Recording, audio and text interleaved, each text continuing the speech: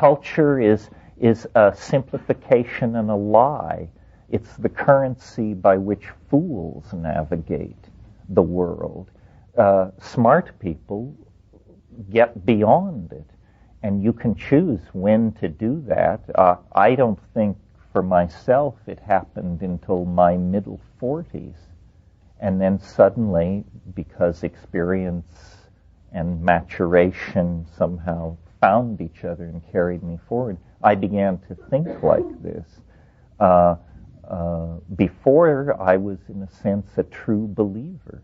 For all the psychedelic experiences and political activism and so forth and so on, I hadn't yet understood that culture was a vehicle that could only be ridden so far, and then beyond that lies the great and to be defined unknown of one's own individuality. And many people never get beyond the imposed neoteny of cultural conventionalism. As I said, it's insidious that in middle life, circumstances tend to deliver us money. Either our parents die or our professional activities finally pay off. And that money is usually the final nail in the coffin of ever evolving beyond cultural convention. Why should we? At last we've achieved the fruits of our labors, the good life, the comfortable dream. But it's the dream of anesthesia. You know, that feeling you feel is the gurney that's rolling you toward the tissue disposal ovens. Anyway,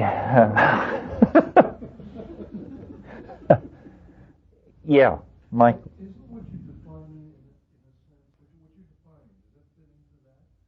Yeah, it does. I mean, you're right that cool, then, if you aren't cool, you go to incredible lengths to achieve it by ersatz means, by buying $3,500 sunglasses and getting tattooed, and, you know, but it can't really be faked. But the whole engine of marketing is designed to make you think that it can be faked. I don't know if I'm cool or not, but I am incredibly resistant to any effort to make me think I'm uncool. In other words, because the answer always lies in commodification. You know, I'm not using the right body cologne, I'm not wearing the right Italian designer clothes, I don't slump with a half sneer on my face.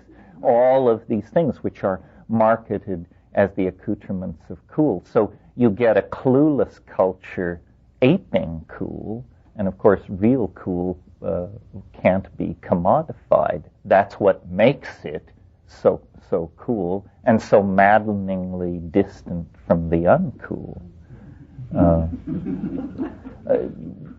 As long as we're on this kind of tack, this morning I talked about the imagination and its friends, and you recall the list, and I won't refresh it, but I thought it would also be useful to talk about the enemies of the imagination. We've talked about culture as the enemy of imagination, and I think we've done enough of that. The other thing that I think is the enemy of the imagination, and this may seem paradoxical, and it may raise hackles, and it may bring controversy, but it has to be said. There's always been a strain of this in my thinking, in what I'm about to say, but my son pointed out to me that I needed to hammer this particular key harder. My son is sort of my surrogate in the culture. He goes out to the highways and byways and listens to the murmurings of the people and then tells me what's going on. And this brings us to the subject of relativism.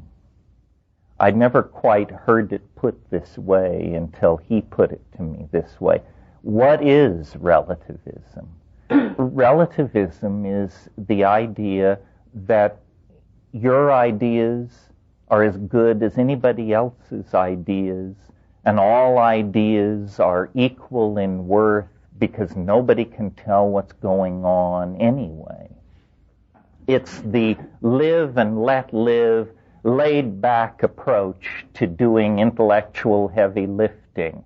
I'm a nihilist, you're a Nazi, you're a Christian, you're something else. Hey, no big deal. Let's just hoist a beer and party on. Well, I have to defer. It's a problem, especially in California, where this thing has gone from being a pathology to the defining mode of normalcy. But it allows stuff like Heaven's Gate. It allows Jonestown. Nobody ever said to those people, you're full of shit. Don't think like this. This will lead to catastrophe. Instead, people said, hey, cool. See you in the sky. And people say, well, but now this sounds like you're advocating acrimonious and emotionally painful judgment-making that will leave some of us disenfranchised from our belief in the space people or the presence of great Atlantis or something else that's very cherished. Yes. Yes. We have loosened our girdings sufficiently, folks. We are now open-minded enough. You don't want to become so open-minded that the wind can whistle between your ears. And there are logical razors and rules of evidence that can be brought to bear on any situation. So, for instance, our culture is awash in claims of all sorts. Religious claims, the 1,000 various religious offerings on the market, and then it moves over into medical claims, dietary claims, claims of superior sources of knowledge. I can read the Dead Sea Scrolls, you can't. She's talking to the space people, you can't. This guy is accessing past lives, you can't. There are all these whisperings and intimations of special connection and uniqueness. If you are passive in the face of this, I think your intellectual arteries will just fill up with mental cholesterol, and eventually you'll have the equivalent of a coronary thrombosis at the intellectual level. It's very important to hone intuition and logical razors so that reasonable questions can be asked. And it may break the mirrored surface of we're all in it together, the illusion of community maintained by nobody ever criticizing anybody else. But this nobody ever criticizing anybody else brings the intellectual enterprise and the refinement of human knowledge to a screeching halt. The way in which the intellectual enterprise moves forward is by being critiqued, analyzed, subjected to tests. And, you've all heard me knock science, and I have many bad things to say about science. It has to answer for some of its sins. But the great thing about science, and the thing which makes it unique in the history of human intellectual endeavors, is it is a human intellectual enterprise in which you get lots of credit for proving that you're wrong.